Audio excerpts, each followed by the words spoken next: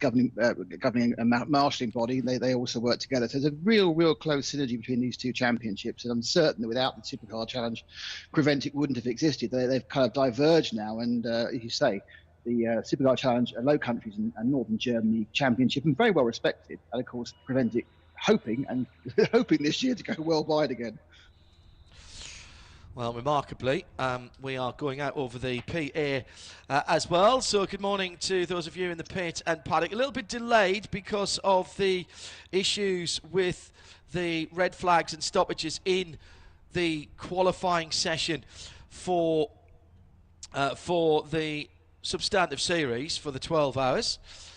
So let's have a look at the grid. On pole position, Max Schoff in the number 521. 621 is on the outside of the pole. That's Jurgen van Bellingen. Now, these are CN cars. That's an LMP3 car.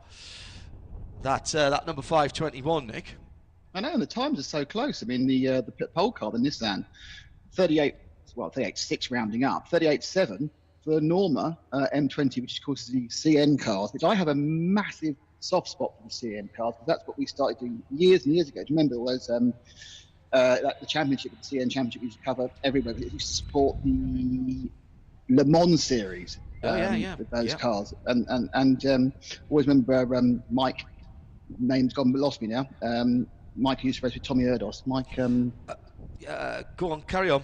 I used to work with him at RML, for goodness sake. Who owned Tiga and that sort of thing, and they were trying to keep this CN championship going, but it seems to have found a home here in that supercar. There's a huge number of Normas. It's interesting, really. There's a kind of a Norma benefit here, and they're looking particularly good. Mike Newton, thank you from JP there. Yes.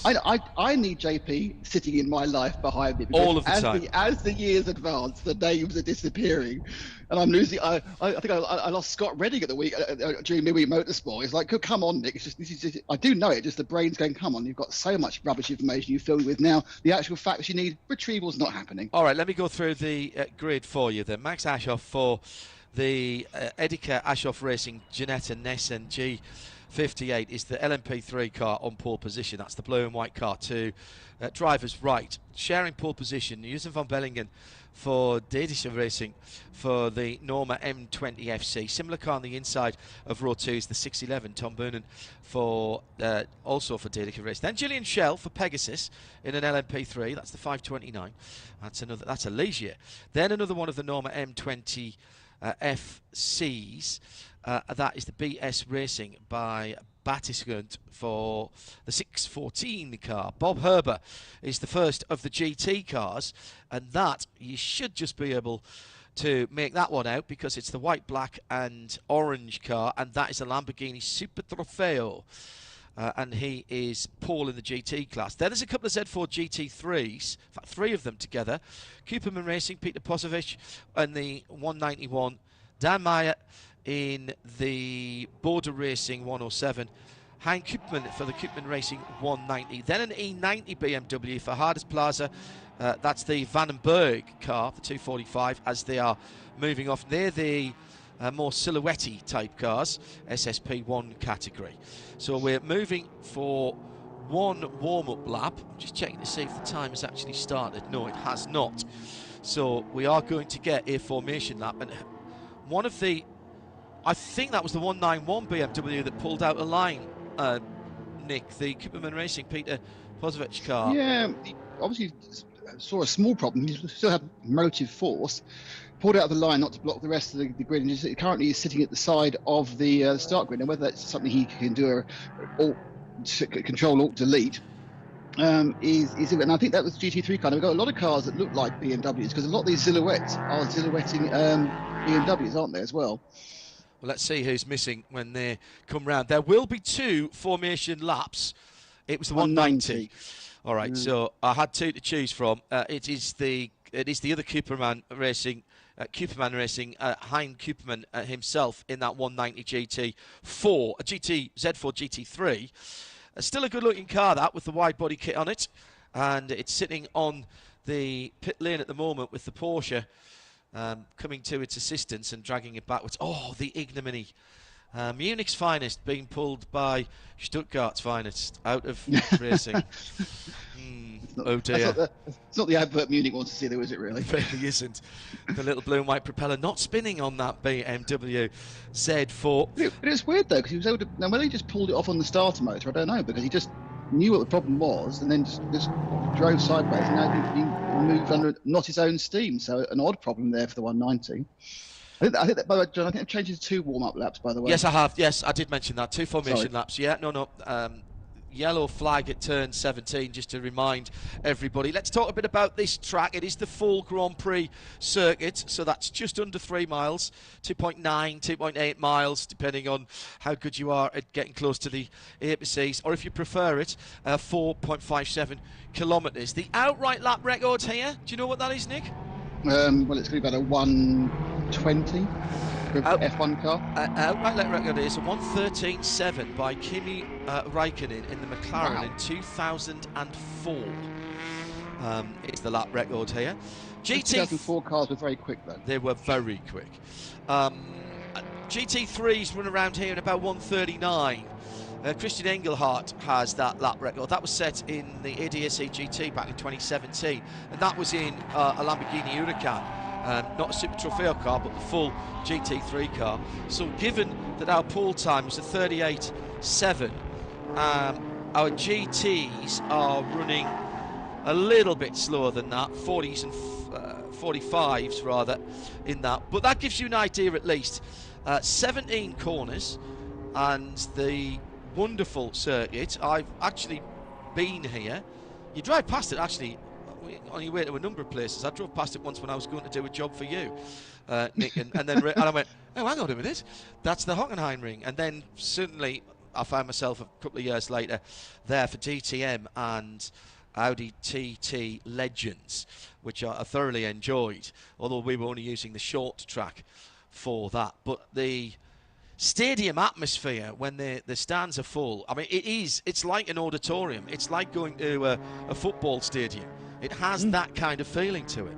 Yeah, I mean, I've actually not worked the new version of the circuit, and we're calling it new even though it's now come up to 18 years old, believe it or not, since they chopped off the fantastic trip out into the forest and dug it up so it could never come back. Yeah, I know. And it went from being one of the 2 ultra low downforce tracks with Monza to just a standard medium downforce track. That's 18 years nearly now. But yeah, I mean, certainly when I was there when Schumacher was in his pomp, and it was just ridiculous. The crowds and the atmosphere. It was absolutely football atmosphere at a motor race. I would say it's the same for DTM as well, of course, because and even more for the truck racing, of course. Oh, well, truck racing's just bonkers, though, isn't it? All right, we've got an hour on the clock, and it looks like we're going round behind the Audi safety car. Well, it is a pace car at the moment. It will become a safety car if we see it again at least one more time to get some heat into the Hankook tyres. So let me run down a few more names for you. SSP1, that is the Vandenberg BMW E90, the silver car, the 245 in 10th. That's the pole sitter there. SSP2 is a Radical SR1. That's the 2 Greenholfs behind the wheels of that at various times. That's the Johan Kran Motorsport 305. Where's our other? In the S class, we have a Peugeot Rcz Cup. That's the Trax racing team. That's the Wout van den Broek driven car, and that did it. I mean, that was under 2 minutes, so that's pretty good. Safety car is in the pit lane. The lights will go out and we will be racing for 1 hour. Not bad. They are on the hash marks, so race control will like that, and we are racing, and it is the blue, white and black Ginetta that leads out then for Edeka Aschoff Racing. Max Aschoff behind the wheel there. Houston van Bellingham dropping through into second from Julian Schell for Pegasus in third. Then Tom Boonen. That's how they went through the first corner and managed to stay on the track, which for many of you who've driven this digitally will know that there's a big, wide open space to your left-hand side there, yes. Nick Damon. I can't decide whether it's sunshine on the top of the Julian Schell third place car or whether they've actually got a light bar on the top of the rollover hoop. I think it's just Sunshine catching the front of that as they come round. Oh, maybe it's not actually, because there's two of them that's got them. They've got LED bars on, haven't they? That's nice. It's an Audi oppressive light, isn't it? I'm gonna blind you to get past you, but yeah. I mean, it's a very good, excellent start, very, very clean, and it is quite complex going round. So the Nord curve, you say it's how wide you want to go before you get pinged. But then the Untitled Parabolica, that is a tricky corner with lots of cars with different closing rates, of course, because they're making their speed differently, a lot of them. But for the lead, Nick, well. side by side as they go across the line. And I think Usain van Bellingen, well, he had a go there, didn't he, going into the first corner. The two Delgisch racing cars with Julian Schell in there as well, sitting in behind Max Aschoff at the moment as they head off for the second lap. Now, I'm sure that Nick will have been browsing all of the regulations and can tell me when just trailing ahead a little bit. When does the pit lane open? The pit lane is open for a 10-minute window for all cars. In some of the other rounds, they split the two classes. Yes, that's why I asked you. It's a 10-minute only between the 25th and the 35th minute of the race. Now, there is success pit stop handicap in this championship. Right. So there is extra time.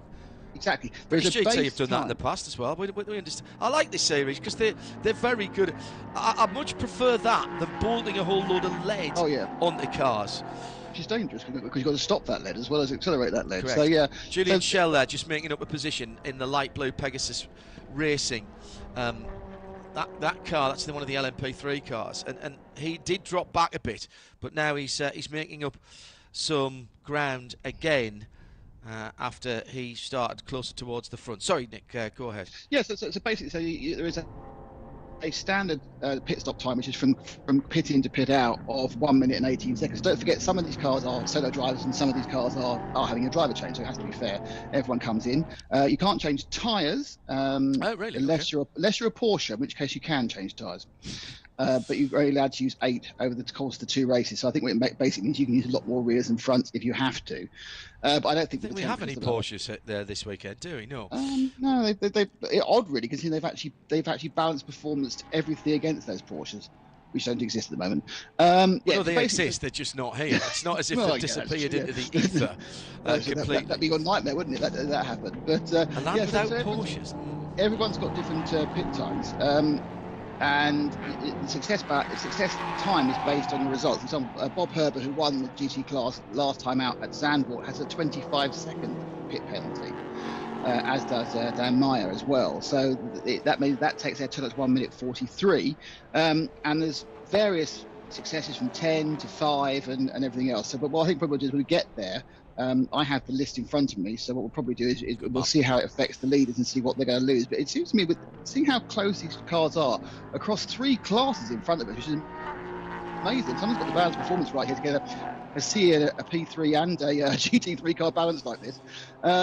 Bit of frustration at the moment from Julian Schell in behind Bob Herbert, and he's lost a wee bit of time, and he's losing time, of course, to the prototypes ahead. That Lamborghini is very, very quick in the hands of Bob Herbert, quick in itself, to be honest. So LMP3 leads from the 2 CNN cars from Delgische Racing, then Bob Herbert, then the Pegasus Racing Ligier, and there's a little touch on the Peugeot Rcz Cup Car from one of the BMWs further back down. It's not BMW. No, it's a Silhouette. Silhouette. Oh yeah, Silhouette 2.5. I think that was Mark Jobst, wasn't it, who was battling in there, and he's gone around, but managed to hold onto it. But it does a very passable impression of a BMW, doesn't it? You sit there because they have got so many actual BMWs as well. It does seem a little bit like a BMW benefit race. But the Silhouettes are a kind of an amalgam of the Z3 Coupe with the Z4 front. So it's a kind of a special. Is that a Z3-4? Is that like a Z3 quarters?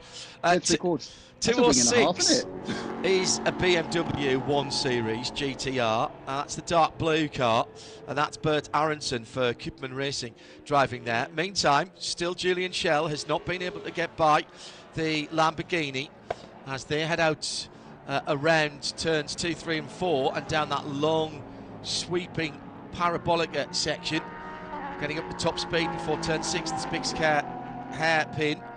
So the light blue Ligier, currently in 5th position, has the multicoloured red, white and black Lamborghini right ahead of it. Further back down the field, just coming across to finish their lap, we have the Peugeot Rcz Cup Car. That's the Wout van den Broek driven machine. That's the white and blue number 481. And coming across the line. So, excuse me, that's the white and blue 401. The 481 is the black driven silhouette racing car. And it is 2 blocks in that, actually. Just to throw it forward, that battle between Julian Schell and Bob Herber, Julian doesn't actually need to do anything because he's got a 20-second advantage in the pit lane. His pit time is 20 seconds less Nick, than that of Bob Herber. Nick, I do love your wonderful naivety about racing drivers. Come on. You absolutely know that is not the case. Yeah, that's true. Excellent send there by Berg Kaskowska, the 614. He sent it right up the inside of Bob Herber then. Coming into the start-finish straight. So, early running here at the first of 2 races, coming down to the first 8 minutes having been completed with John Hindhaugh and Nick Damon. And at the front of the field, it's still Max Ashoff for the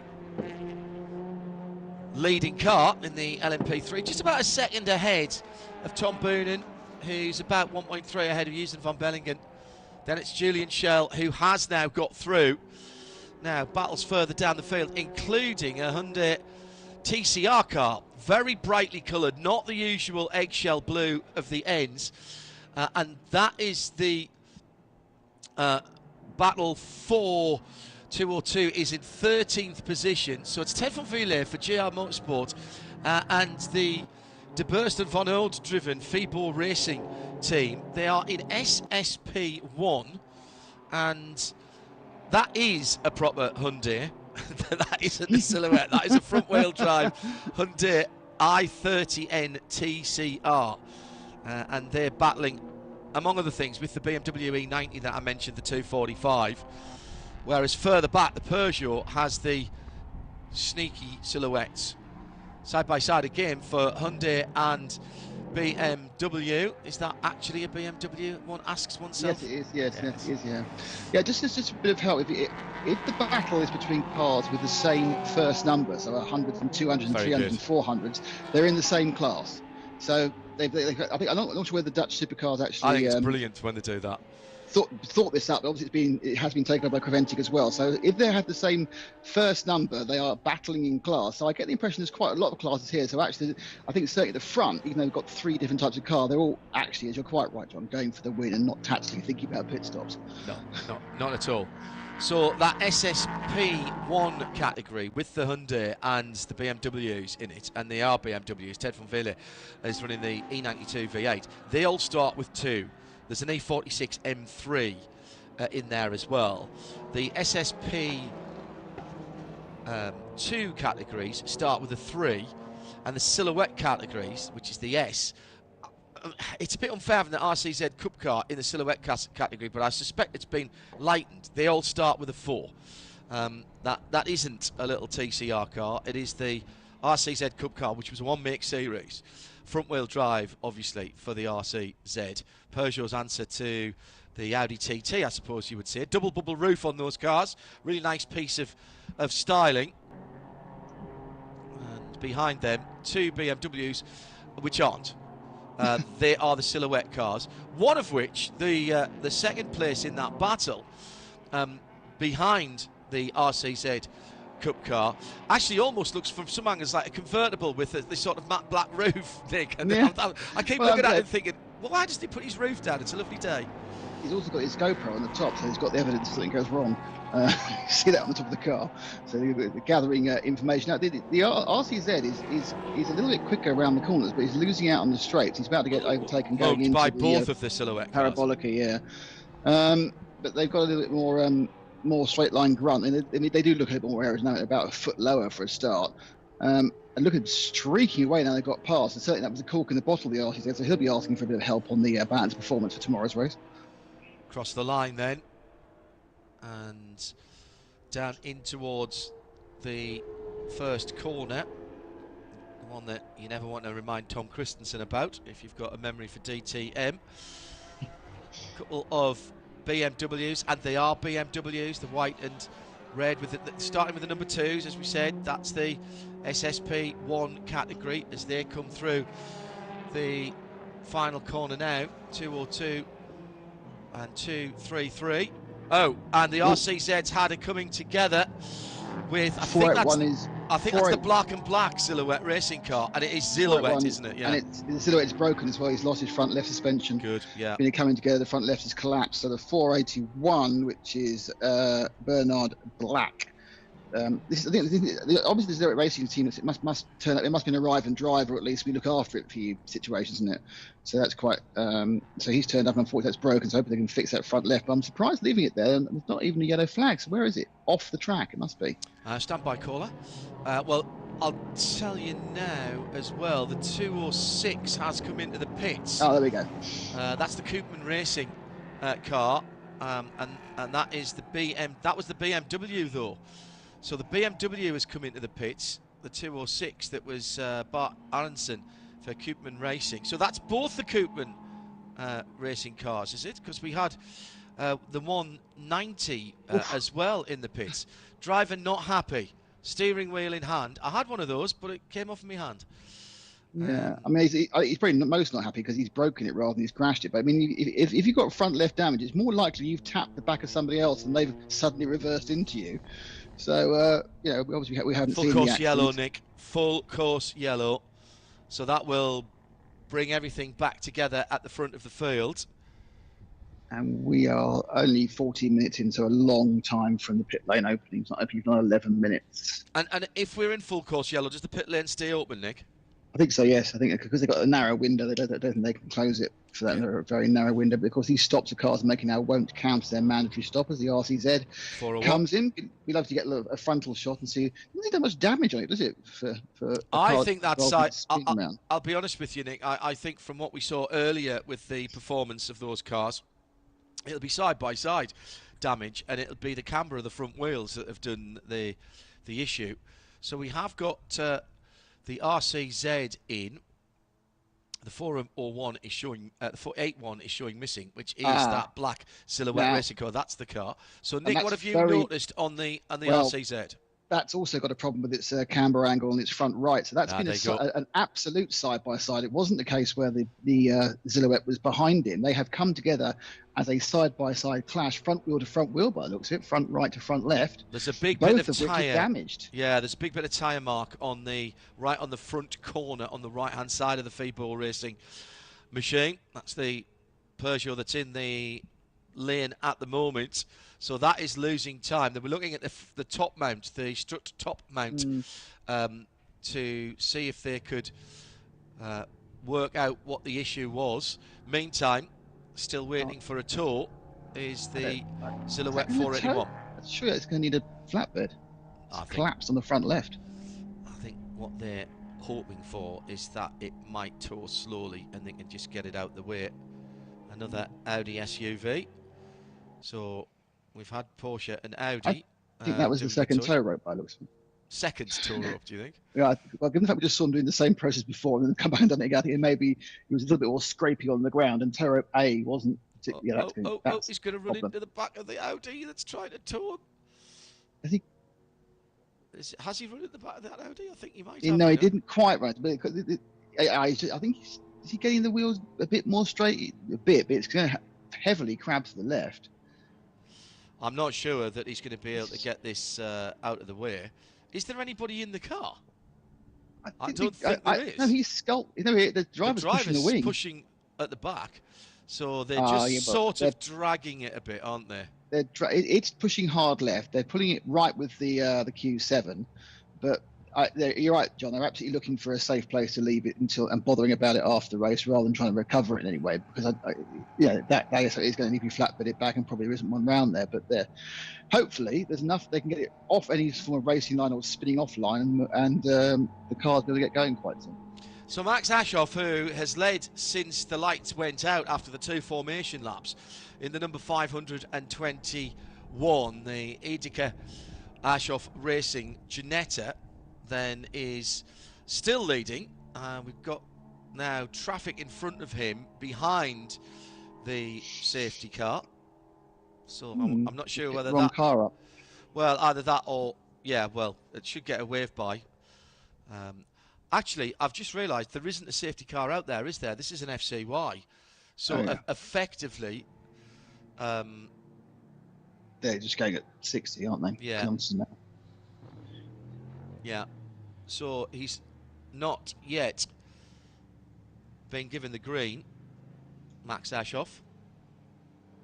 So full course yellow. And by the way, it's down at the hairpin that the incident happened. So absolute classic Hockenheim down at the Spitzkehrer hairpin, turn 6, which is where they're approaching now. That will have been Peugeot on the inside defending the corner against the Silhouette, who's come tonking round the outside, and they've either gone through the apex and clashed wheels on the exit. In fact, that's what I'm going to say has happened. They've gone through the apex and clashed wheels on the exit. Yeah, I think you're probably right. I think it's most likely because looking, and not that far off the apex either, because it's sort of the middle which pinged them both off. But yeah, that's it. Someone not giving enough or misjudgment, or they just kind of bit. Obviously, green flag. So off we go again, and Max Ashoff gets the Ginetta back up to speed. Very pretty looking car, the Ginetta LMP3. They got two LMP3s in this race because the Norma, and of course there are about very pretty car. Ligier is the other one. It's not Norma, is it? It's the Pegasus cars, Union Shells. You're right, it's Ligier. I'm sorry, yeah. But there are a lot of obviously LMP3 cars about to come or have come on the market, about to come on the market from the last generation, of course. So they now have a home to race in. I'm sort of surprised that they'll pick up a few more over the coming years. I very nearly had a drive in that car's big brother at Dubai a few years ago. Very nice people from Ginetta, even after they'd let me drive their G55 Super Cup car at Rockingham a few years ago, decided that it might be a good idea to get my first taste of downforce. Unfortunately, we were rather busy that weekend, so I didn't really feel that I could dedicate enough time to it, and particularly as they had paying customers in the car as well. I thought it was probably not the best idea for all concerned. However, I have had my first taste of downforce, and I loved it, of prototype style downforce at SR3 Radical, which I did a race weekend up at Donington Park 2 years ago now, and thoroughly enjoyed it.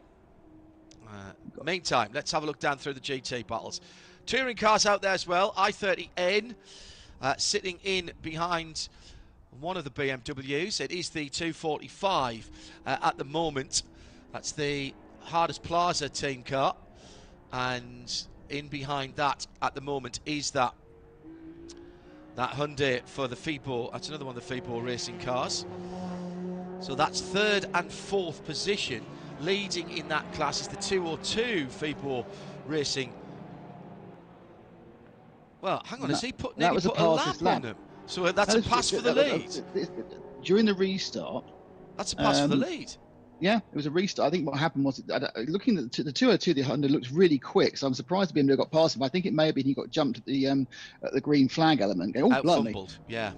And because my guess is, seeing how that 202 car has effortlessly moved towards the front during the actual racing part of this event, that is something that may slip back, unless of course the Vandenberg car is also doing this poor qualifying or poor start. Let's get moving forward. But yeah, I'm surprised about that. But you know, we're not even just over 20 minutes, a third of the way in, and not all that was on the green flag racing. Got another problem for a Silhouette car. Or no, actually, that is one of the. That is going to catch me out. That's the car that was pushed off the grid. The 190. It's the Hein Koopman for Koopman Racing. This is first time on the track, and it's a bit smoky at the back, Nick. Unless it's an overfill, which is unlikely, that's probably going to come right back in again because that's got something engine or gearbox wrong with it because it's pulling out smoke, though the smoke has dissipated slightly. It was coming out of the exhaust on the left-hand side and just about make out the oil on there. So it might have been, maybe it was just overfilled. Maybe, you know, maybe got a low warning light on the grid and that's why he pulled off. Or perhaps it was leaking on the grid, leaked all over the, it leaked all over the engine. He's carrying on going, so it's not a problem. Yeah, it may well be that there was, as you said, it looks like it was an oil problem. It's probably, oh yeah, it's filthy. It's probably, is it actually coming out of the exhaust? It's not, is it coming out the breather? It wasn't coming out of the exhaust in the middle, so they've either overfilled it or they've had a tank issue of some sort, and it's just leached oil everywhere, which is now in combination of burning off or being breathed off. Wow, straight through goes a Hyundai there. That was brilliant work by the 202 guys. He got his lead back in the class there by completely wrong-footing Ted Van Vliet there, who got kind of confused being behind the smoky BMW. Yeah, which is not really up to pace at the moment, and that was heading through turn 1 into the turn 2-3 complex, but the BMW is quick and heads back into the lead and puts the Feeble Racing Hyundai i30N TCR back into second place. They head into the braking area for the hairpin at turn 6, the Spixcara. Don't realise, do you, how much of a crown there is to the inside of that corner, the right-hand side of that corner, until you see a lower camera angle than we normally get for Formula 1 races. BMW sprints away again. Got some time penalties coming through, Nick, for speeding under full course yellows. The BMW Z4 Dean Meyer, number 107, Border Racing, that will be getting one, and we've got also the 307 as well. That's the Johan Kran Motorsport Saka, the 307. So that's going to have a time penalty, and the 305, which is the Radical disaster in SSP2. The two Greenhalghs driving that 305 car, and also there is a technical flag for the 190. So what we've seen has been noted by race control, unsurprisingly. Because frankly, if we've seen it, everybody's seen it. It does prove, though, that the aero's working at the back of that car, doesn't it? It's clearing it out brilliantly. The good news for the Radical is that obviously both the cars in that class have got the same penalty for speeding, so it's all evens out. So if both cars in the class have got a penalty, it's an equal harm, equal foul for both of them. Getting close to the opening of the pit lane, opens in a minute and a half. So the next time round for most of the cars, they'll be able to stop if they wish. And everybody, despite the fact that there's some of these cars, and I've done this, confirmation by way of those time penalties, 107, 307, 305, speeding under full course yellow is what I didn't add to the end of that. And I've done this in the longer Radical races where you had a 55-minute Radical race. Even if you are solo driving, Nick, you've still got to make that pit stop, because obviously it would be a massive advantage to sneak round while everyone else was changing driver. Some series make you get out and run round the car, but that's... It's not like a civil service gymkhana anymore. No, you can stay in the car safely belted up. Yes. It's the minimum pit time pin in to pit out, which again is adjusted again by the success time ballast, we're going to call it. Right, well, we'll keep an eye on who pits when. I can't see, if you're racing yourself, as Max Ashoff I think is, I have not seen another name beside the Ginetta. I can't see any advantage or disadvantage of coming in early or late. If you're racing with someone else, then you kind of want to split it down the middle, don't you? Yeah, I think if you're on your own, probably what you want to have an assessment about is, and it's not such an issue on such a large track with 25 cars, the only advantage is you can see a bunch of traffic ahead, you'll go in early. Yeah. Or if you know you've got a really nice bit of clear track, you'll stay a couple more laps. That's the only advantage one way or the other, if you're on your own. Because you're not fueling, you're not changing the weight, so it's just a case of breaking the rhythm at some point. Decent little battle at the head of the field. Max Ashoff in that blue, black and white LMP3 Ginetta, and in behind the black, yellow and red with the LED light bar now fully illuminated is the second place car. That's the Deldich Racing CN and that is Tom Boonen in the Norma M20. Yeah, the little CN cars are doing really, really well. I like the CN blown cars. away by the GT3s, as well as the P3s, but they are very much making the same lap times in slightly different ways. It's a much more nimble car, of course, the CN. Right, tick them off your list as they come in, Nick. So this is the Lamborghini. This is Bob, isn't it? Bob Herber, yeah. Bob Herber, who won the last round. He's so got he's making his pit long stop. He has a 25-second success time penalty or time added, extension. I like success time. No, I think that's a perfect description of it, Nick, if I'm honest. So it's success time penalty, isn't it? You know, so you've won the last time out. So Bob's going to have to sit there for an extra time. Fuel going in. Oh, they are fueling. Okay, that's interesting. That was one of the silhouette cars. Weren't fueling. Battle for the lead, Nick. Just side by side for a moment. Tom Boonen looking down the inside of Max Ashoff as they come into the stadium section.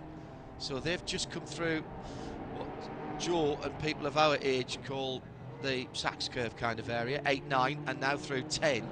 It's all a bit Mickey Mouse, to be honest. Looks like the leaders into the pit lane and pulls off. So Tom Boonen now needs to get the hammer down. He has got traffic. I think that was a smart move actually by Max, because there's a little group of about 4 product cars that they were going to catch, and now the Jeanette is in the pit lane as Bob Herb, leaves in the Lamborghini, and that's getting a splash of fuel as well. Okay, well that means that then theoretically you should go as late as possible to keep the car ultimately light. But yeah, they're just putting pump fuel in. That's interesting. I mean, I don't know whether that's because some of the cars actually don't have the ability to run an hour, perhaps in silhouette, so they're making it the same for everybody. But that's a little bit of a surprise, but it obviously explains the fireproof wearing of the team personnel. And they're filling in the pit lane, which is not the usual Creventic way, of course, which has caught me out slightly watching that. Yeah, they appear to have their own methodology. This is actually they kind of bought themselves a pump with them, carefully looking after it to prevent spillage. We saw obviously the jerry can filling by the silhouette car, so I think you can choose how to fill the cars up. That's nice. I like that. So that was somebody on the other end of the hose actually working a manual pump or electric version of it. Yeah. Let's fuel from the 1930s. Get a churn. Get a man with a pump. Called Ginger. Oh, obviously, yes. Come on, Ginger. Let's have some... Pump harder, pump harder. Let's have some more go juice, Ginger. And don't the kids love it. Coming down to half distance then, let's see when the 621 comes in. The 611, excuse me, comes in. Leader's just gone through. And onto another lap, Tom Boonen. So Max Ashoff goes out and, of course, has dropped the whole lap now because of the length of that pit stop. So what we now need to know is how far Tom's going to go in.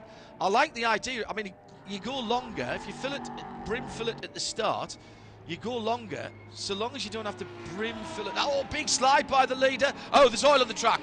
There's oil on the track. And that's at turn 2. And 2 of the CN cars very sideways indeed. I think that was the BS Racing machine as well that went sideways. A brilliant piece of a save from Tom Boonen in the leading car. But I think there must be fluid or oil, perhaps from the 190, on the pit lane. Leader in the SSP1 category has come to the pit lane. That's the hardest Plaza car. That's the BMW E90, although it has been worked on, that car, I think it's fine to say. Fair to say. And it's going to get a driver change, but it's Mr. Vandenberg to Mr. Vandenberg. So R. Vandenberg to B. Vandenberg, to give you the correct numeration. So actually, most of the teams that are being shared by people with the same surname. So there's obviously very much a family racing environment within the championship. But so it's Robert and Benjamin Vandenberg. Yeah, and I'm assuming that because we don't know and have no way of knowing which way around they've gone. Yes, the timing screen gives us both names for a car which has 2 drivers, because there isn't actually. Yeah, and I didn't get a list of. I didn't get a list of starting drivers on the grid. No. Either, so we're having to make a little bit of assumption. Under under half an hour now, Nick, so we're into the second half of the race. Still the question for us is when the leader, Tom Boonen, will come into the pit lane. The BS racing car that I was mentioning, the 614, that car was... that's all right, sorry. I just saw Julian Schell's name on the pit. I thought it was second pit stop for the LMP3, but of course that is the Ligier. The former leader from Max Ashoff, by the way, has dropped down to 5th position. At least at a 1 minute, minimum 1 minute 23-second pit stop. When the leader comes in, Tom Boonen in the 611, he can do a straight 1 minute 18. I don't think he took part in the first 2 rounds at Zandvoort a few weeks ago. Right. So he has no success time to be added to his pit stop. So he's sitting pretty then. So this will obviously change for tomorrow because they'll adjust it for every race. It's a kind of a rolling system. I think it's a little bit of a rolling system, a bit like the addition and subtraction of ballast you get within British touring cars. Yeah. 614 second is the BS Racing by Batikensud. That's another Norma M20, resplendent in its white and yellow. Quick pitch stop for Shell. Let's hope he's got that right. Julian already rolling in a very pretty Ligier LMP3. We'll spot the Ligiers with the concave noses. That's how you normally see them. Slight damage to the right front of one of the silhouette BMWs, and that is a silhouette BMW. It's not the 190. That's damage from a previous session, isn't it? They've taped that. Oh, leader's in. Right, Nick. Leader is in. Second place car then, which is the BS Racing by Batikensud, will go through into the lead, but it's not yet made its stop. So the no fuel Racing, no fuel for that car. Perhaps the CNs don't refuel. Right. Might be they haven't. Yeah, it might just be because if you could refuel, you would refuel because it gives you a weight advantage. So obviously there's a technical reason for not refueling that particular CN car. Also coming in the 208, that's Ted von Villiers in the BMW E92 V8. So now where's the next car back then? Well, the BS Racing car's gone through. That CN car, the number 614, has gone through, the yellow and white car. So that will pick up the lead then. And then we've got to see the first of the Silhouette Racing cars, the 111, has just come out the pits. Max Tubman behind the wheel of that. That's the first of the GT class cars. That was scored in 4th when it came into the pits. Max Ashoff in the 521, coming out the final corner now onto the start line with traffic ahead of him. He's got the 307 Saka, the family Van Damme outing. That's a good turnaround for Julian Schell, although he's still out behind Ashoff, I think, as he comes around. So the 611 is still shown as the leader here. I think Boonen has got out, Nick. No, he can't have got out before the 614, unless the 614 stopped. No, he would have done. He was leading. Because the 614 is in the pit. 614 was rolling into the pit. Just coming into the pit. I see. Didn't ping the... sorry.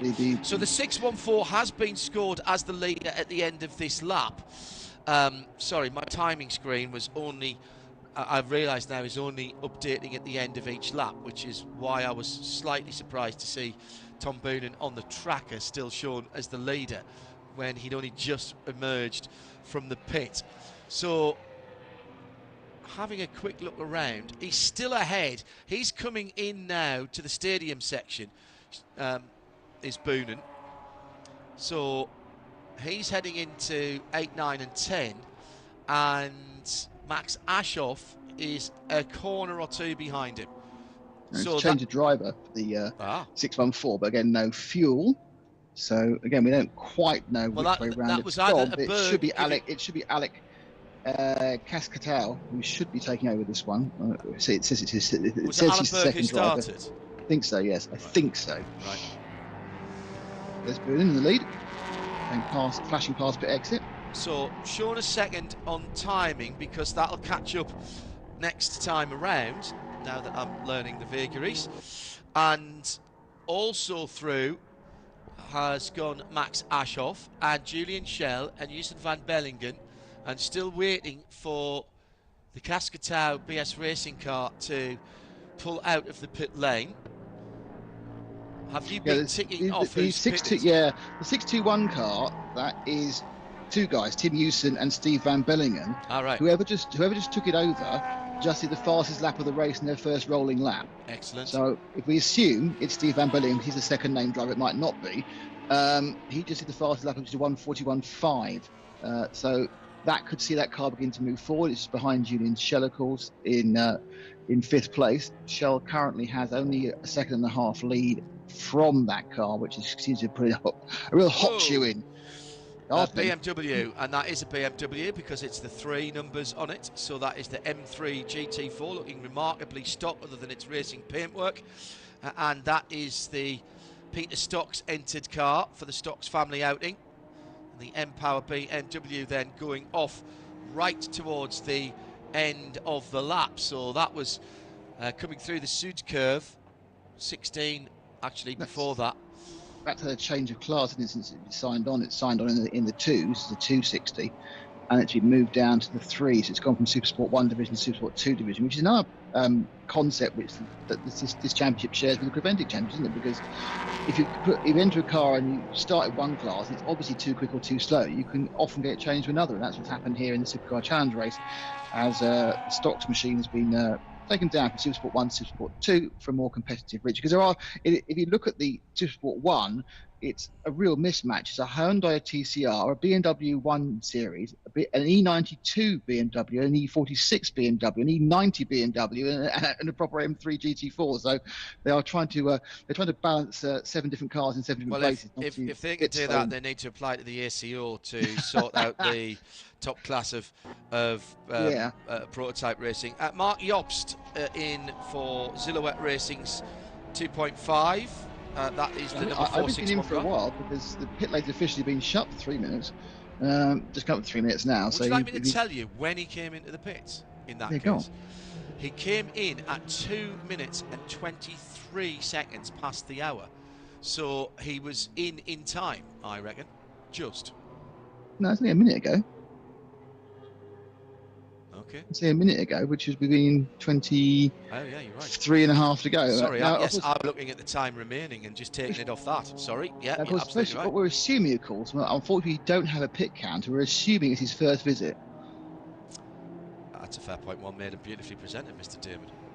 But I'm looking where he is amongst the 4 cars. No, I can't think. He wouldn't have made an extra one. So either he's gone late, or because of the yellow flag, there's an exemption. But I don't think there is. I think he missed it.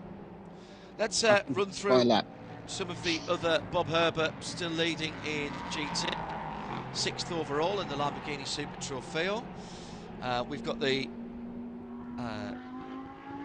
Danish Racing CN Norma leading its class and leading the race by 5.4 seconds to the best of the LMP3s, which is Max Ashoff. Julian Schell, courtesy of a very smart pit stop and a little bit less time penalty in the pits. It's only 2.5 seconds back in 3rd overall, 2nd in class. We've mentioned Bob leading the GTs. SSP1, JR Motorsport leading that in 10th position, Ted van Viele. Ted driving his JR Motorsport E92 V8.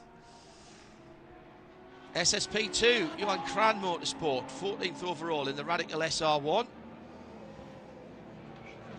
Having a lot of fun in that little Radical. That looks so tiny compared to the CN car, doesn't it? And it's not as if the CN cars are obese, is it? I know, but because they've got a lot of length to get which obviously generates a lot more downforce. Extra length means the chance of extra downforce. Obviously, with the trade-off a bit less nimbleness, but that made the Radical look absolutely tiny. The SR3 that I drove was not a big car, but it had a very nice, roomy cockpit, which is nice for people when they go racing and they're not trim, jockey-style racing drivers. Who've lived a life. Indeed. And aren't a young 18-year-old whippet. SSP 1, 2nd and 3rd together. SSP1 with the BMW 233 Remco de Bis, and that is the dark grey car, and then behind the 202 is the Hyundai. That's the red and highlighted yellow car. So as Nick was saying, two very different machines there. But as we've seen, those of us that watch IMSA racing, TCRs are as quick as GT4s through the twiddly bits. Yes, I think the TCRs are very, very good, obviously, at corner exit. Corner entry and going to the middle of the corner, because they just drive through the front wheel drive, but they are very, very nimble. But they're quite aero dependent, actually, TCR cars. You don't realise it, but all those accoutrements around the box arches and the wing at the back, and that's Audi's RS3 has a boot, because that makes the rear wing more efficient. They create a lot of downforce, and I'm told by people who have pressed hard in them that even the endurance series that don't allow the ABS, it's really hard to lock the front wheels because there's that much downforce. Obviously, as you get slower and the downforce peels off in this battle for second, as it was doing there into turn 2, and that's another pass back again. So nicely but will he get blasted down the straight by the BMW? Because certainly very, very nimble through the stadium section, got a little bit wide on the Nord curve from the BM, but we've seen before that it's in the slipstream now. Very, very defensive, going down to turn 6 through the long sweeping parabolic, and now down into turn 6, the hairpin at the eastern side of the racetrack. Hyundai holds on. Just ahead of that battle, by the way, Ted van Vele in the GR Motorsport 208. He's only a second, call it 2 seconds up the road. Actually, not even that now. It's the white car that's just ahead of them. So that was across the line. So this battling for second, far, Nick, from slowing them down, it's spurring them on, and they're catching Ted van Vele. This is going to be a 3-car scrap for the lead anytime soon. Yeah, it's interesting ebb and flow from the TCR car, which was leading and then drifted back and seemed to be outpaced for a while. The change of driver has reinvigorated the machine. He's now pulled out a lovely bit of a gap over the Van den Berg 245 BMW, but it's now, you say, the key point, he's got to catch up those 1.7 seconds. Sorry, not 1.7, it's 1.9 seconds to Remco de Vries. Yeah, it is an example, as you say, of excellent balance performance, and the fastest part of the track, as it comes to the top of the circuit, I always think, through the Ironsight Parabolica, and then it's going through there. It's really, really quick through the stadium section. Even much faster now because he's flashing lights to them. That's a good one. So, leader in the category is Ted van Vele in the 208 BMW. Down the inside into turn 2. Tried a carbon copy into the Parabolica, but it wasn't. The reason the 208 ahead, Ted van Vele hadn't made the mistake that the 203 had made by going too wide at Nord curve, so he hadn't lost quite the momentum, and now just going to stretch away as the BMW opens its legs and shows the extra horsepower, as it were, and drives down to the the hairpin. But then, once they've gone back up towards the Mercedes complex, then you get the complex in the stadium section where you'll see the Hyundai all over the back of it again. Which he is exactly now. And in another piece of Nick Damon told us earlier, there is a message on the timing screen. Says Nick Damon was right. Car number 461, pit stop too late, 20-second time penalty for that car. So at the end of this, we're going to have to be careful, because there are some time penalties to be applied to the finishing times. So we're going to have to keep a weather eye, Nick, on the timing screen and see what happens. At least on the track at the moment, we can see the battle in the SSP1 category. Ted van Vele with the Hyundai now really pushing hard as they head into the 8-9 area. Tries round the outside. That's a Sachs curve, I think. That is the Sachs curve, sorry. That's at the 13, isn't it? My apologies. Very, very quick, isn't he? Coming off those corners. And he's through. Gone. Bye-bye. Oh, hello. Staked by the leader. That was the former leader. That's the team car. Tom Boonen still leads. I think that was the 621, not the 611. Right, it was the 621, absolutely right. Yeah, 621. That is very, very costly, because they were right on the back of that battle in the top 4 or 5 places, but have immediately dropped down half a dozen or more seconds. So it was the 621 Danish racing car.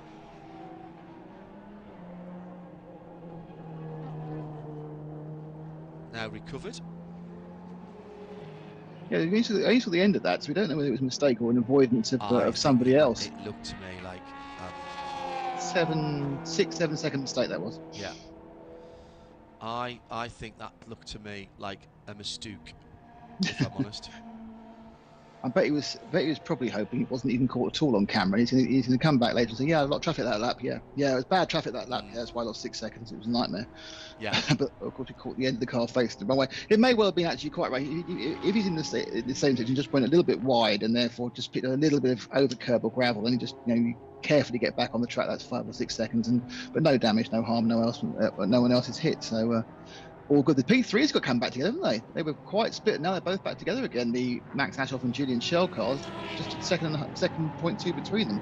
Remember, the CN car that leads did not take any fuel, whether by design or just to save a bit of time in the pits. Or the youth seem to think that the reg said the CN cars didn't refuel. So I wonder how close to his fuel Tom Boonen is.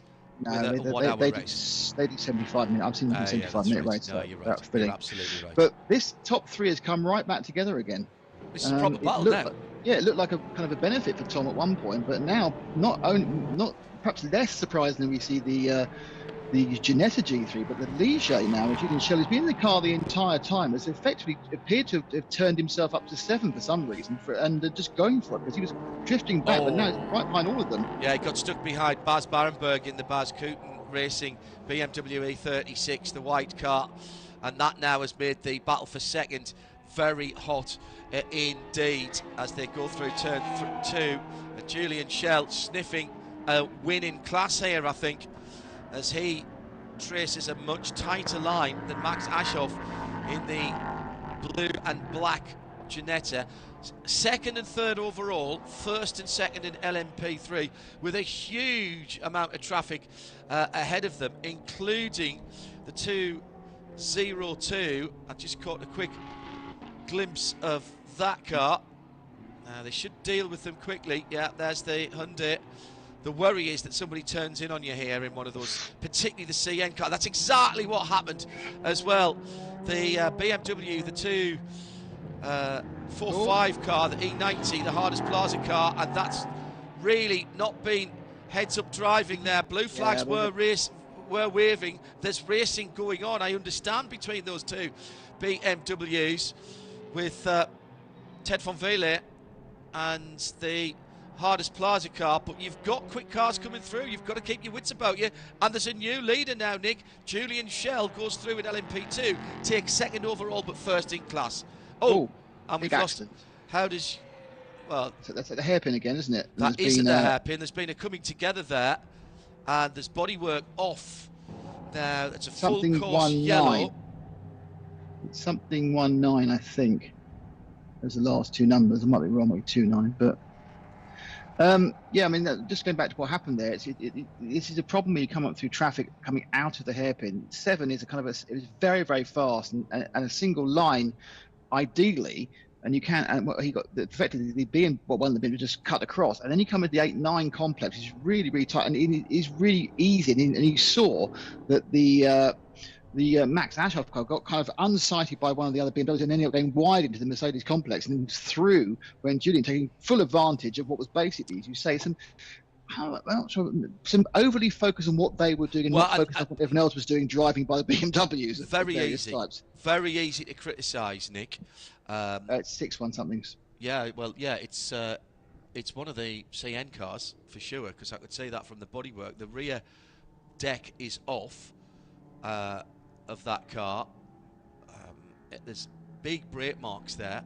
It's turned around facing at 90 degrees to where it should be, but there's body. Now the question for me is, was it a hit that took the bodywork off, or was it the bodywork coming off that gave that car its issues? That's a nose as well as the tail, so that's both ends of that car that has gone. I can't see the front of it because of the Q7. at the moment that is there and parked itself in between the track and the car, exactly as it should. It's hit the wall, hasn't it? It's hit the wall. Big black marks on driver's right coming into the hairpin at turn 6. I think the driver's still in that car, and that's why we've got the safety workers there. We'll get you more details on that at the moment. I can tell you that it is the 614. So that's the BS Racing by Vatican Suit car that we saw in the pits and did do a driver change. So we weren't sure whether it was Alan Berg to Alex Cascatu or the other way around, but that has had its driver changed. And coming into the very fast entry to the Spitzkehrer hairpin, looks like either on the brakes or down through the box, the car, Nick, has speared off to the right, took the front off perhaps first, or even gone in backwards, actually, looking at those skid marks on the road. But certainly the rear deck completely gone, and the front under tray completely gone as well. And we've got the driver is standing outside by the looks of it. Well, that's like very good news. There's a guy in a what seems like a race helmet standing by the side of the car. Well, that is very good news. Out. I think I'm wondering whether. Yes, there's right. no car involved. Is that the back of the same car? That's the back of the same car. Yeah. So it's lost half the rear end. My guess is he may well have gone because of traffic. He may well have gone a bit too far to the left. The driver is out of the car and being helped to the ambulance. He's under his own auspices, and he looks remarkably well. To be honest, I'm sure he's very upset about the repair bill. My guess is he may have gone out a bit too far to the left and put a wheel on the grass, which then speared it across. Yeah, it's not good when you've got track workers coming towards your car with wheelie bins, pulling wheelie bins. I always think that's probably been a bad day at that point. We can laugh about it now because the driver has walked himself to the ambulance. He's got a severe pain in the wallet, hasn't he? That's what what's happening. And standard operation procedure, he'll need to be checked over. That's been a significant accident. He's looking back up the road. Helmet is off. Face mask is on. Well done for remembering that. And the doctors are on site. They're saying, look, I know you're saying you feel all right, but you really should go back in the ambulance and we'll have a quick look at you. So the German Red Cross on site, and then we'll sort the car out for you. We'll sweep it up, put it in the wheelie bins, and bring it back to you later. We'll bring it back in 4 bin bags. You can work out what you can use. Counting down to under 7 minutes now. This is the second full course yellow after we had the coming together of the Peugeot Rcz earlier on. One of the silhouette cars. Destroyed left rear suspension, destroyed front end, including the front end just basically being completely wiped off, all of the nose and the under tray. So it's been heavy contact both on the front and the left rear, but it's basically wiped down the right hand side of the rear of that what formerly was the Pretty Norma. He must have, as you say, he spun into the wall and hit both ends, didn't he? Yeah, that's my guessing. The black marks on the track further back up in the braking area are the real giveaway. He's been absolutely locked up, so he's lost it under whatever circumstances he arrived there. And you know, smallish cars, but they'll be hauling the mail there. That'll be 120 miles an hour down there, and you know. Good advert for the survival cell, wasn't it? Well, absolutely intact. Not a scratch on that. So the 3 leaders then at the 60 kilometre speed. Yeah, he's gone completely backwards. He's been lucky not to dig in actually on the grass there. So especially because you can see how wet it is after all the rain they've had recently. Yeah. So from the left-hand side of the track, on that CN Cup. Are they going to clear this in 5 minutes? It's a bit of pity they don't, because the top 3 are nose to tail. In purely selfish racing exactly thought. 5 minutes to go. And, well, if they can drag it, there is a the thing get out of jail free card on the left-hand side. They've already put down some powder dry stuff. So it may be it's leaking. And if they drag it, they'll leak fluids everywhere. So the concrete dust has gone down. I think it's sawdust, actually. I think I saw at one point. It'd be very unlikely you do that much damage and not break at least one oil line. Yeah, don't disagree with that. Mark Varinga, by the way, leading for Silhouette Racing in the Silhouette class, in the 410. It's one of the BMW likes. Well, that's off the track where they are putting down the fluid dry now. So our leaders, Tom Boonen leads overall. Oh, hello. Tom Boonen has just gone down to second place on my timing screen, and Julian Schell has gone through by into the lead. 700. I think they may have been playing silly bees on over the start finish line. All right. So because Tom that won't be allowed to stand, that's for sure. Tom Boonen leads the CN class for Deldicha Racing. Pegasus Racing, Julian Schell leads LMP3, but he's got Max Ash up his tailpipes. In GT, Bob Herber in the Lamborghini leads, and he's 6th overall, ahead of his boarded racing teammate in 2nd, Dan Mayer. That's the 107 BMW Z4 GT3. In SSP1, it's another Febo Racing team car out there. That's the 202, and that is the Hyundai. They're leading their class and just sitting in 9th position, but a decent lead back to the Harders Plaza Van Berg family outing for the BMW in 2nd.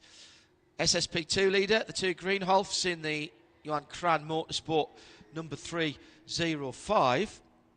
That's the Radical leading its class. Hurrah for Radical. Peter Prefirm, of course. Just up the road from Hindhoff Towers. That's SSP2. And in Silhouette, I think we mentioned, didn't we, that it was Mark Varinga for one of the Silhouette racing cars, the 410. That is one of their 2.5 engine machines. The flatbed's there, so it is going to be a crane. Yeah, but I you've got 2 can't minutes see. and 10 seconds to go. No. I mean, it's now +1 lap, but yeah, I think it's not going to happen, unfortunately, because it's absolutely boiling up for a grandstand finish for the top 3. Doing it all again tomorrow, Nick. Yes, a bit later in the day, isn't it? I think it starts about midday. I think it starts, or 10 to midday, I think. However, stay tuned across the Radio Show Limited network of audio and visual channels, because we have Ben Constant-Duras on the countdown to green, sashaying in a Nick Damon style up the pits. No. I'm sorry. I'm not taking. He's not taking me sashaying. I may be a year and a half out of this so far, but I'll be back sashaying as soon as possible. He can perambulate if he likes. Well, now the question for me is he fully gileted and white jeansed up today? Didn't seem earlier. He had a coat. I think it's chilly out there. He was wearing a coat, actually. So let's see. Hopefully the weather picks up for the main race, and then we can see exactly the style he's gone for. He's been living in France a very long time. He speaks French, living in France. He's taken on some of the worst attributes of their dress sense. How to annoy a whole nation, Nick Damon there. Ben will be with us counting down to green with is it Johnny and Joe that starts the race? I think it is, isn't it? Yeah. JP and Bradley. Then you and I take it over, and then for some reason you and Joe disappear for 2 hours. I don't know why that is. Yes, we're going to have to keep an eye on young Consty. It'll be mustard yellow trousers on maroon next, and then we'll know we've lost him. We've lost him to Europe. Yeah, lost him altogether. So I'm afraid to say the levity from us is because we have no racing to talk about at the moment, and it looks like we'll be going to the end under the full course yellow.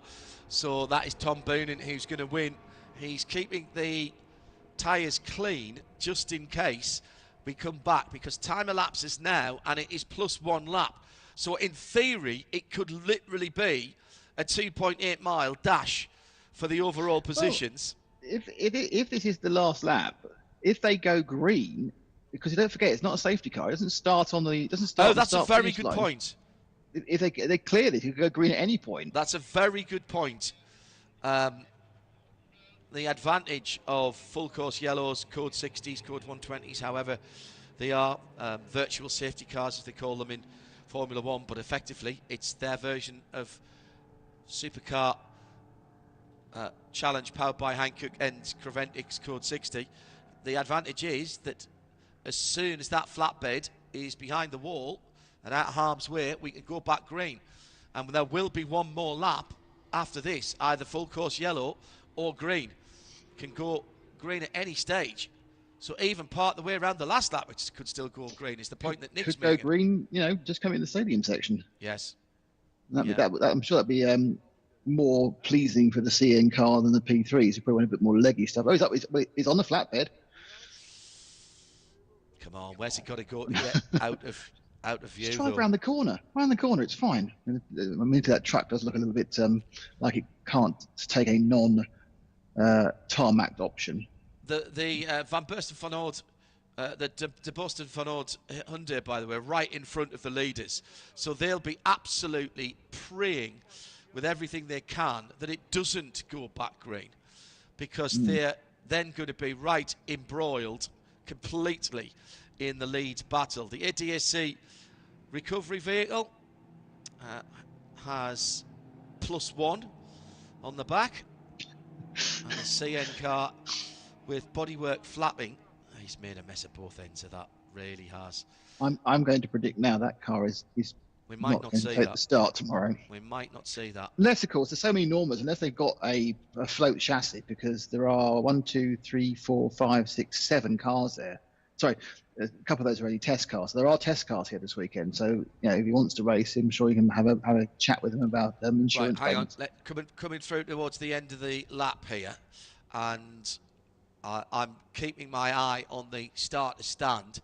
So into the Sachs curve at turn 13, 14 and 15 through the stadium section. Use your imagination. There's 20,000 people shouting your name there as you come round. 20? 60? Yeah, well, there's only 20,000 shouting my name. Everybody else is shouting somebody else's. Yeah, it's fair enough. So, out of the final corner, and do we see a checkered flag? Do we see a white or a checker? Or do we see a one lap to go? There's Still neither. Waved yellows. Well, you don't see a white. You wouldn't see a white flag. You'll see a last lap board. White flags for last lap is US. So checkered flag. Yeah, checkered flag. So the race. I think that's really sensible. There's no point in doing another 3.5 minutes if you know you're not going to be able to go green again. So that makes a lot of sense. So congratulations to Del Dice Racing and to Tom Boone. And he wins the CN class and overall. Julian Schell and Max Ashoff, we were somewhat cheated, denied the run to the line. I shouldn't have said cheated because it was a safety issue. But you know what I mean. We were denied the grandstand finish that was boiling up to, Nick. Yeah, I mean, yeah, absolutely. It's a safety issue. The driver walked away, which is fantastic, and the only damage is to someone's wallet. But yeah, those 3 cars had suddenly come back together again after pit. So my theory, which I'm going to throw into you for tomorrow's race as well, is I think the CNs have a little bit more problem making their tyres be competitive for the whole hour compared to the P3 cars. The CNs do have a small diameter wheel. Very, very small, yeah. So that's my guess. So let's hold that thought for tomorrow's race. But I wouldn't be at all surprised to see the CN again come back to the P3s during the second half of the race.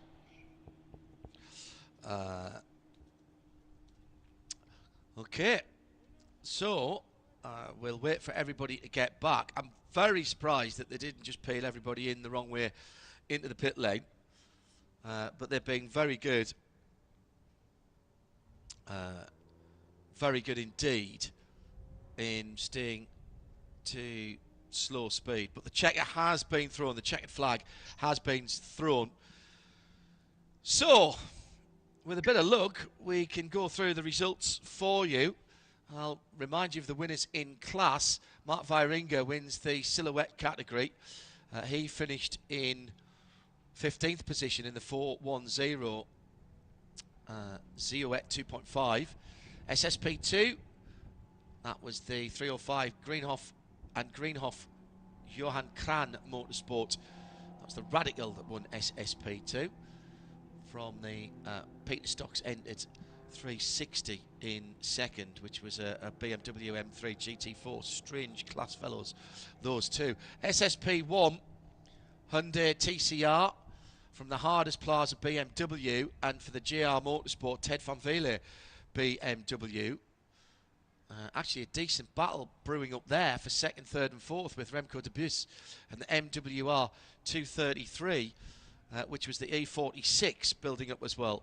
And at the front end of the field, Tom Boonen takes the CN category with the Houston and von Bellingen team car second in CN, but between them, the two LMP3 cars, Julian Schell for Pegasus Racing in the Ligier, just edging out Max Ashoff, although they will be on the overall podium. So Ligier from the Nissan-powered Ginetta. Bob Herber's a class leader as well in 5th position, the GT category in the Super Trofeo Lamborghini. And he won that ahead of Dan Mayer for Border Racing, so the two Border cars first and second. And then Max Tubben third in that category in the number 111. That was a Zioet GTR, but running in the GT category. Further down the field then, just confirming that win in TCR for the 202. Feeball Racing Team, 9th overall for them, ahead of the BMWs, 2nd, 3rd and 4th, which were very close before the intervention of the yellow flags. Class leading SR1 category, the Greenoff and Greenoff, Johan Kram Motorsport in 13th for the Radical. And some people having problems down the field. We lost a few off the back of that, unfortunately. And so those issues reflected by the fact that some of them were laps down. A lot of the Silhouette cars running with at the back of the field, having their own battles. They've enjoyed themselves.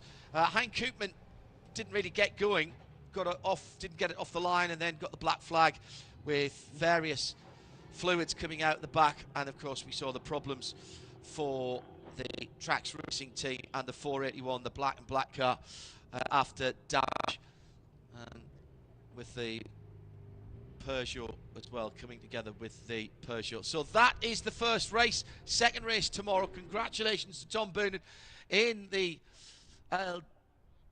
Deldici Racing CN car.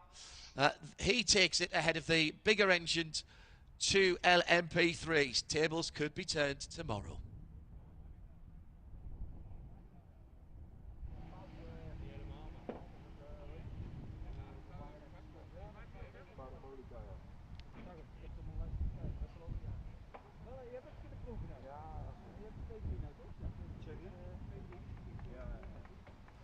So, podium ceremony coming up. Nick Damon, rather a bit staccato that, wasn't it?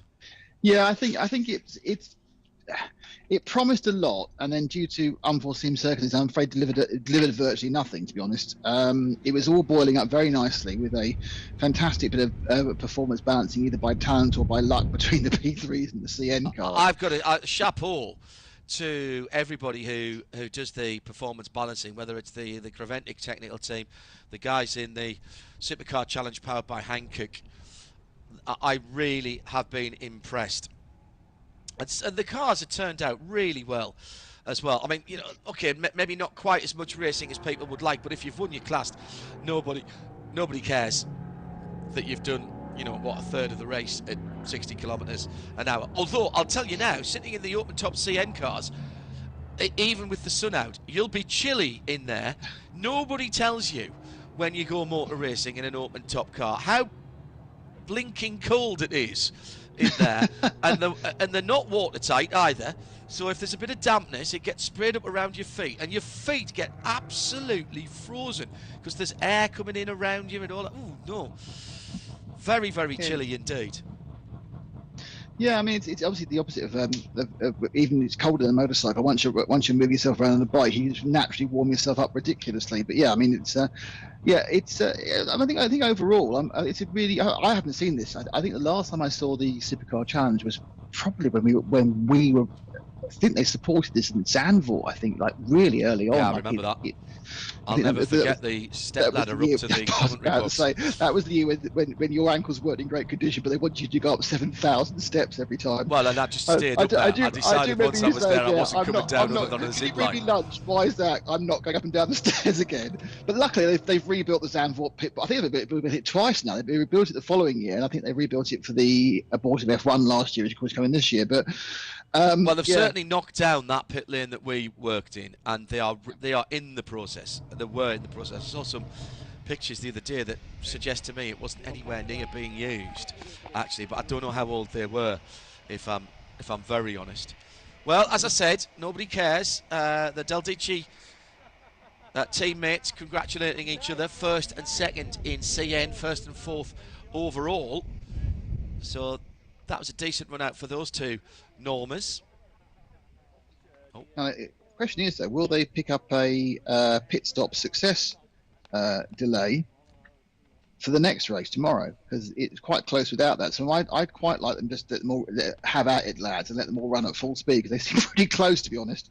And let's see what we get in a full hour of running. The other thing that I've realised, looking at what we've seen an hour of racing, or thereabouts, is it's actually not that easy to pass around here, even with the multi-class element and the performance differential, because it's really all being done, for the most part, it's all being done in heavy braking areas.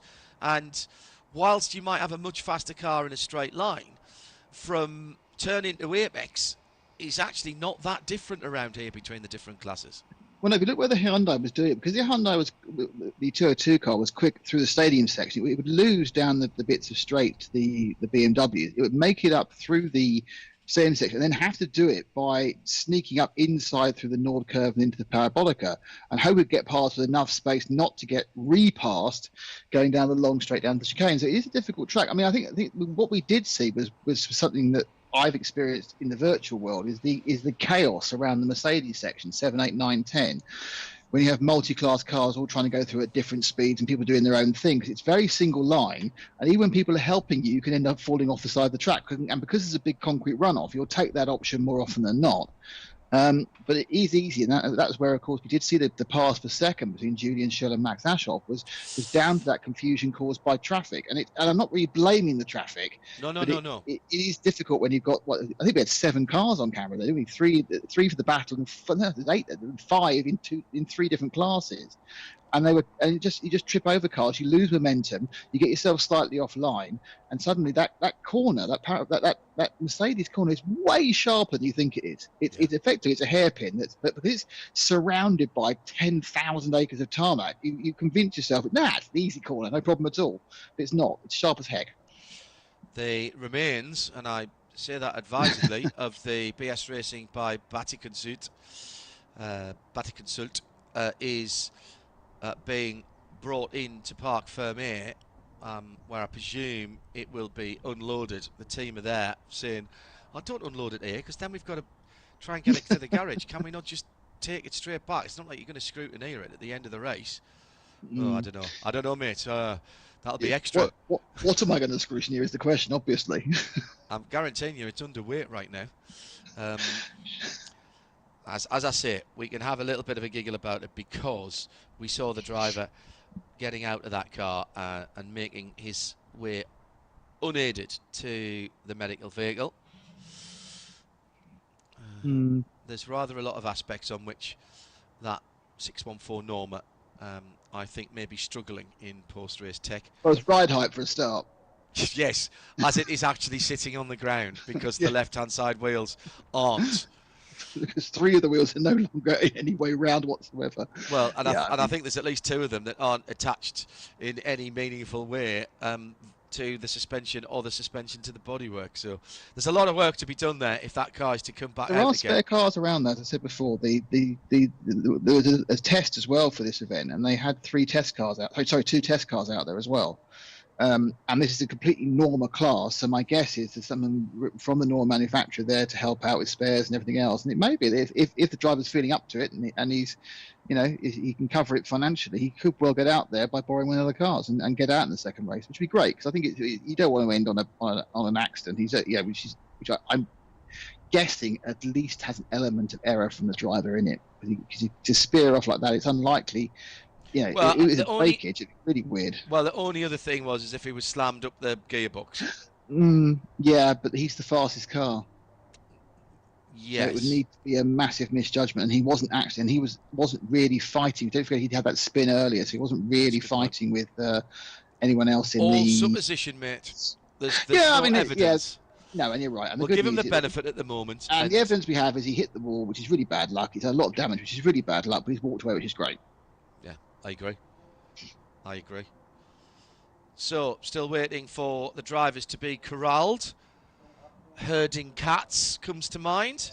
Yeah, lack of urgency on the corralling there, it has to be said. They're all still chatting away. They've done some interviews with the ENG TV guys for the highlights package, which you can see on the Dutch Supercar website. If you go to the website, which I've been to quite a lot, I advise go on Chrome and then press translate, and it's all in Dutch, but it translates very well actually. And one of the interesting things was I actually listened to the commentary of one of the previous races, and Dutch is becoming like Welsh. Oh, you mean there's a lot of English words in it? The Welsh have not invented, apart from Poppity Ping for microwave, the problem with Welsh was for a number of years it wasn't a particularly active language. It is now, obviously. So they didn't invent any new words. They just used English words. Like computer. And if you listen to the commentary of the last round of the Supercar Championship, every sort of technical word for motor racing just translates right over, like pole position, all that sort of stuff just goes straight across.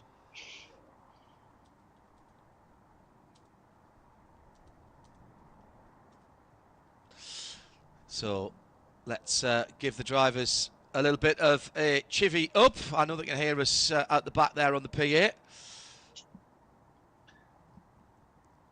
It's a good point. What you should try and do, you should try and see if you can actually get them to, you should call them to the, you can call them podium to the PA. Drivers to the podium, please. Drivers to the podium, please. How many podiums are there going to be? We may be here some time, Nick. Exactly. Is it just the overall one, or one for each of the 4/6 classes, depending on how you read the entry list? I made a strategic error this morning of not taking breakfast earlier, so I'm going to have to go straight into brunch now. It's a nightmare. I had some hot cross buns, so it was fine. I think it was one I must admit. Hot cross buns? Easter was ages ago. I was about to say, when I think of the great things about the democratization of food, is that you can get certain things all year round. And one of the things you couldn't get all year round, but you can now, is hot cross buns. It's great. Cadbury's cream eggs have stayed Easter only in the run up too, but the hot cross bun is now a staple of the all year round diet. The other Easter eggs are available, of course, from other manufacturers. Easter confectionery is produced by several other manufacturers, yeah. It was all sold out very early this year, where I am. They had a massive, I think they said they'd sold 40% more than normal, so normal being 2019. It's a big year for gin last year as well in the Can't UK. think why. Why would that have been? I had nothing to do with it at all. Why would alcohol sales be up? I think it was something ridiculous, like more than 10 billion in sales, £10 billion worth of sales for the first time. Tim just said he thinks homeschooling was the reason for the rise in gin sales. Yeah, I think there were a lot of mums and dads of primary school children who felt that after a hard day of being teacher, they deserved a little bit of a 4 o'clock or 5 o'clock tiffin break, I think, and thought, well, I'll just do the gin. A friend of mine who was doing homeschooling, he's ex-forces, and he has been in some very, very sticky situations in his military career. On the first day of homeschooling his 2 children, thought he was doing really well, and thought, right, I've done really well so far. This is great. It's all going smashing. I think I deserve a beer. And then looked at his watch, and it was 10:35 in the morning. Yeah, I must admit, I I wasn't that upset that the youngest of the 5 I have had element of responsibility to was 18 by the time we hit lockdown, so that was fine. They can all look after themselves. And they've all fled the nest now, haven't they? Just about. Well, Ash is away for the weekend, but he is still living here. He's in Bath. It's his birthday. It was his birthday on Friday, so he's gone away to Bath for the weekend. Bath. Yeah. But yes, the rest of them all spread to the 4 Winds. Well, the 4 Winds are Huntingdon and Northampton. Peterborough, not Huntington. No, it's just Huntingdon. Are you sure? Yeah, Hinchinbrook Hospital. Okay. Oh, we had don't worry, we had a long conversation about that between myself and Rachel about what town she's in. I don't know. I was there for some of it. In the past, you'd know because, of course, you'd phone a number with a prefix, but now it's the mobile. Could be anywhere, couldn't it? That's a fair point. As Nick goes back to the 80s again. Well, still waiting for this podium ceremony. Apologies, but obviously we can't see what's going on and what machinations, and there's nothing on the timing screen. There were a few adjustments to be made, so the results that I gave you were as they crossed the line. But if you remember, there was 20 seconds to be added on to the 4-6-1 for being late in the pit lane, and there was some speeding. Or was it 4 yellow. Four yellow flag infringement, which I'm absolutely sure, now I think about it, included the 107 Dan Meyer, who was on the podium in that BMW CN Z4 for Delicia Racing was Tim Hewson and here we Steve go. Van Podium ceremony. Bengen. Let's hand over to our colleagues on the podium. And the winner of the CN category and overall here for race 1 at Hockenheim was Tom Bonen and Delicia Racing 611. And let's have the national anthem then for Tom Bonen.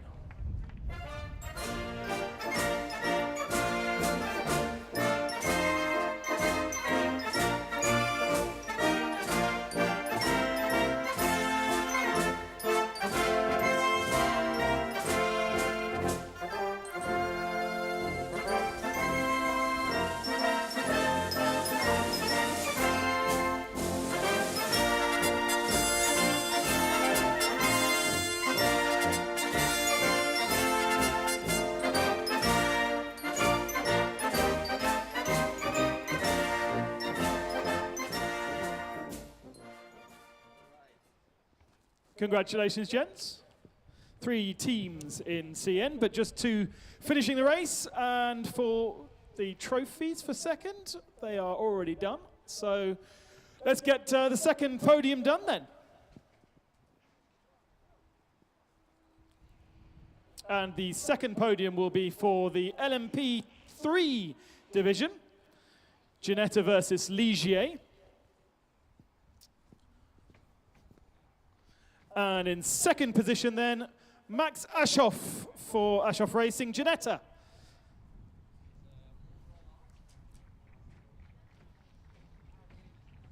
And the winners for Pegasus Racing, Julian Schnell.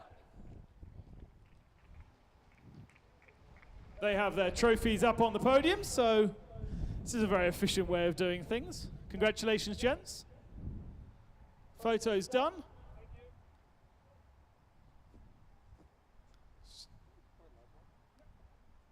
Okay, I think we're good. All right, that's LMP3 sorted. And we will reset the podium next for the GT division.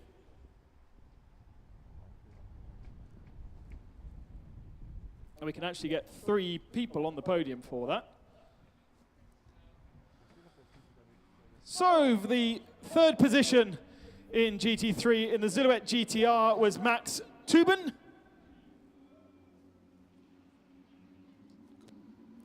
There we go. In second position in the BMW Z4 GT3, Dan Meyer for Bowden Racing. And Bob Herber wins in the Lamborghini Super Trofeo for Bowden Racing.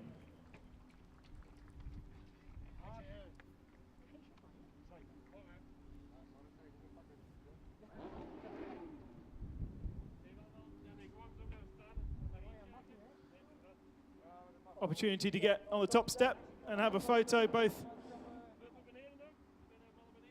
with the highlights program and also down with our photographers.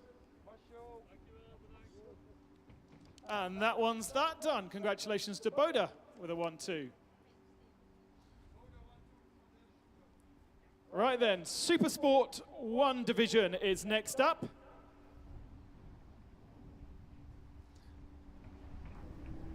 And in third position, Ted Van Vliet for JR Motorsport BMW.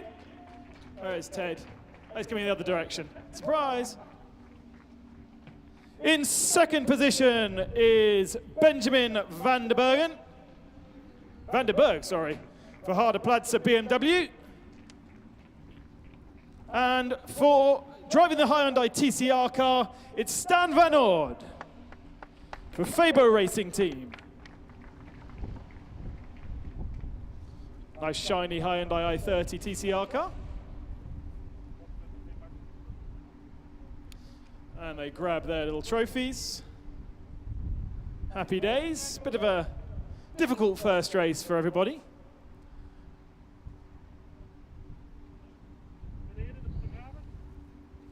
And we carry on in a few seconds' time once the photographers are happy. Happy. All right, good stuff. Congratulations, gents. We'll move on then to the next category, which is Super Sport 2.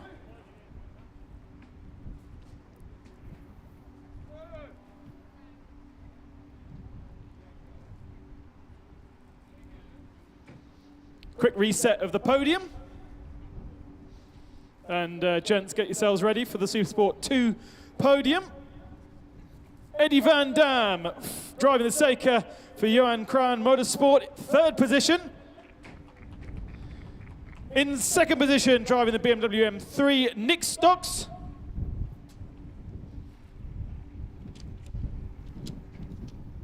And winning in the Radical SR1, Robin Greenhug.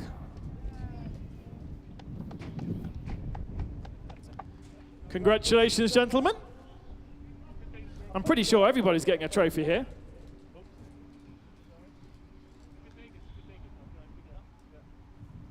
Robin grabs his trophy, poses for the highlights camera, poses for the live camera, poses for our photographers down in pit lane. We've got a nice quiet track at the moment, which is very nice. Thumbs up. Thumbs up from down below. And one last podium then to do. Congratulations. Thank you very much, gents.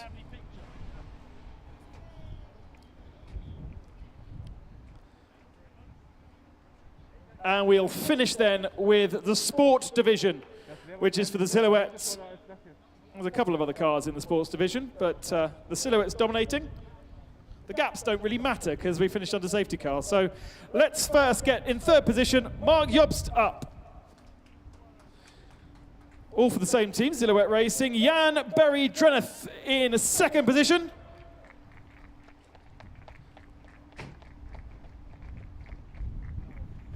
And winning, Mark Veringa.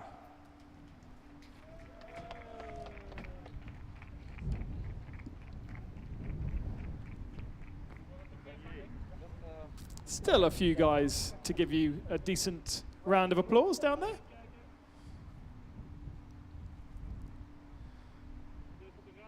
Trophies aloft for the photographers. Happy days. And that is our 6 podiums then done for the first of our 2 Supercar Challenge races of the weekend. The next one will be tomorrow morning, just before the resumption of the 12 hours of Hockenheim. Thanks very much. Ben Constanduras with all of the formalities. He'll be back in a wee while across the Radio Show Limited network of audio and video channels for the countdown to green.